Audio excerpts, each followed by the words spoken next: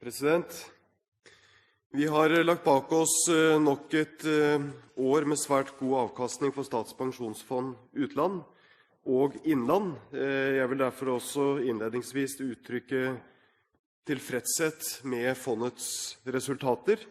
Statens pensjonsfond utland har, som det er blitt referert til, levert en avkastning på 9,62% i 2010, og av dette var 1,06% meravkastning utover referanseindeksen. Fondet har dermed tatt igjen de dårlige resultatene fra finanskrisen. Statens pensjonsfond Norge leverte 15,27% avkastning i fjor, og av dette var det meravkastning på 0,56%. Det er bred enighet om hovedtrekkene i forvaltningen av Statens pensjonsfond. Det mener Høyre er svært viktig å opprettholde og understreke. Det finnes få, om noen, eksempler på land som har kommet raskt til stor rikdom, som har klart å forvalte denne, slik at den har kommet flere generasjoner til gode, og uten at man ødelegger landets økonomi. Den brede politiske støtten, og jeg vil legge til også den folkelige aksepten for måten vi forvalter vår felles rikdom på, er svært viktig å opprettholde. Det er et ansvar som påhviler både de politiske partiene, men også regjering og forvalterne, å sikre at vi klarer å opprettholde den brede støtten og den folkelige aksepten. Jeg vil gjerne legge til at i den forbindelse mener jeg at det er viktig at regjeringen, Norges Bank og NBIM jobber videre med å sikre større åpenhet om forvaltningen av oljepengene.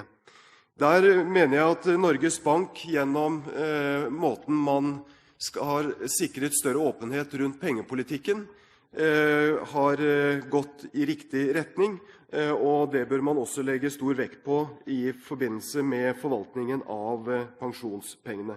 Det er viktig for å skape både aksept og forståelse for strategi og måten pengene forvaltes på. Det er lett å være med i jubelbruset når fondet tjener mye penger. Det er mer krevende i tider hvor markedet faller ned. Men desto viktigere er det at den brede støtten er der, slik at forvalterne kan føle trygghet i tider som er dårligere enn det vi nå opplever. Jeg husker godt tilbakeslag i aksjemarkedet i 2002 og 2003, og ikke minst nå i forbindelse med finanskrisen, hvor fondet tapte 633 milliarder kroner. Da er det viktig, og var det viktig, at det var bortimot et enstemmig storting som støttet opp om den strategien som var fastlagt. Det var og er en langsiktig strategi, og denne forankringen og robustheten er helt avgjørende når fondet står oppe i urolige tider og markedet faller. Jeg synes derfor at det var noe underlig at saksordfører trakk frem Stray-Spetalen som et godt eksempel. Det kunne vel knappest finnes et eksempel som var dårligere som en ledestjerne for hvordan man skulle forvalte fondet. Jeg husker godt i mars 2009, da markedet var på sitt laveste, hvor Stray-Spetalen anbefalte at man skulle selge seg ned, om ikke det var helt ut av aksjer. Hadde man fulgt det rådet, så hadde Norge som nasjon vært flere 100 milliarder kroner fattigere. Jeg er derfor glad for at det var et stort flertall i Stortinget som anbefalte en annen strategi. Selv om Høyre er enig i hovedtrekkene i forvaltningen av regjeringens oppfølging av forvaltningen av pensjonsfondet, så etterlyser vi en mer fremoverlent holdning i spørsmål som naturlig melder seg etter hvert som fondet vokser. Først og fremst gjelder dette organiseringen av NBIM og forvaltningen av Statens pensjonsfond utland. Det var riktig å legge forvaltningen til Norges Bank i sin tid, og Norges Bank har vært et godt hjem for fondet som har fylt 15 år. Men de av oss som er tenåringsforeldre vet jo at det har vært et godt hjem, trenger ikke å bety at tenåringene skal bo hjemme i enhver fremtid. NBIM er blitt større enn den tradisjonelle delen av sentralbanken, og det krever en tett og kompetent oppfølging på alle nivåer. Høyre har ikke konkludert i måten fondet og forvaltningen skal organiseres for fremtiden. Men vi mener at det er riktig og nødvendig å utrede måter vi kan organisere fondet og forvaltningen på i fondets neste fase. I forrige melding til Stortinget så hadde departementet en drøfting av mulige modeller. Det ble der pekt på en mulighet som kunne være å opprette en egen pengepolitisk komité, slik at hovedstyret kan konsentrere seg om oppfølgingen av pensjonsfond utland. En annen modell kunne være en utskillelse av fondet.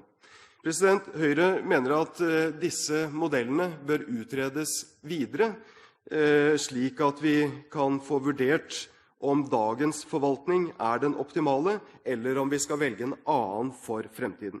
Men la meg igjen understreke at Høyre er opptatt av at det skal være en bred oppslutning, bred politisk støtte til eventuelle endringer i måten som fondet organiseres på. Men regjeringen bør merke seg at de 4 borgerlige partiene står sammen om et forslag i dag, hvor vi ber om en videre utredning. Et annet område hvor vi ser en lite fremoverlent holdning fra regjeringen, er alternative investeringer, herunder unoterte aksjer og private equity. Stortinget har fått seg forelagt rapporter som viser at det er et betydelig potensial for å utnytte fondets særtrekk som et stort og langsiktig fond, gitt at investeringene foretas på riktig måte. Det er en rekke skjær i sjøen, og det er derfor viktig at Finansdepartementet setter opp et robust rammeverk for investeringene. I stedet for å ta tak i disse krevende utfordringene, synes det som regjeringen skyver hele problemstillingen foran seg. Midt oppe i stortingsmeldingen om forvaltningen av pensjonsfondet skal vi ikke glemme hvorfor vi har opprettet fondet.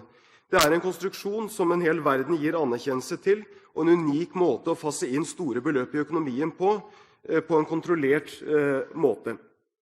Hvor det da er særlig viktig å legge vekt på at dette ikke skal skade den konkurranseutsatte delen av økonomien. Høyre mener det er viktig at vi følger opp den brede enigheten det var da vi behandlet stortingsmelding nummer 29 2000-2001, nemlig at penger brukt inn i økonomien som følge av det handlingsrommet som handlingsregelen gir, skal kanaliseres til vekstskapende aktiviteter, nemlig infrastruktur, utdanning og forskning og vekstfremmende skattelettelser. Dette var også et av hovedpoengene i sentralbanksjef Øystein Olsens årstale, hvor han etterlyste, sitat, prioritering av tiltak som styrker produktiviteten og vekstevnen på lengre sikt, herunder justeringer i skattesystemet, sitat slutt. Det mener jeg var godt sagt. La meg helt til slutt erklære meg uenig også på et annet punkt i saksordførers fremleggelse. Og det knytter seg opp til tolkningen av finansministerens pressemelding. Det at pengene i pensjonsfond utland ikke er øremerket til pensjoner, det betyr ikke at det ikke har noe med pensjoner å gjøre. Nettopp at vi evner å bygge opp et stort fond forvaltet på en riktig og langsiktig måte, gjør at dagens og fremtidens pensjonister kan føle trygghet for at pensjonen står på konto hver måned. I disse tider hvor mange land i Europa skjærer ned, og skjærer kraftig ned på sine pensjoner, og mange går rundt og er utrygge for om pensjonen står på konto neste måned, så kan vi se både dagens og fremtidens pensjonister i øynene, og si at du kan føle trygghet for at pensjonen står på din konto.